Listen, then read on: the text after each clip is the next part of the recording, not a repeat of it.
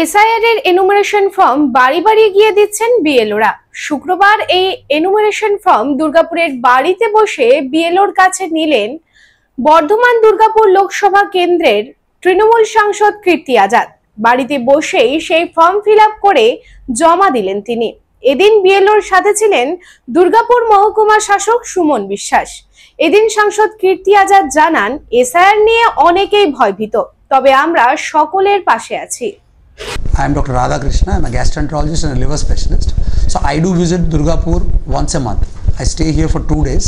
So we do different types of procedures pertaining to gastroenterology and liver. So we have a range of evaluations that we do here. We do the routine endoscopy, colonoscopy. Starting from there, we have advanced technologies like nasal endoscopy, liver fibroscan, capsule endoscopy.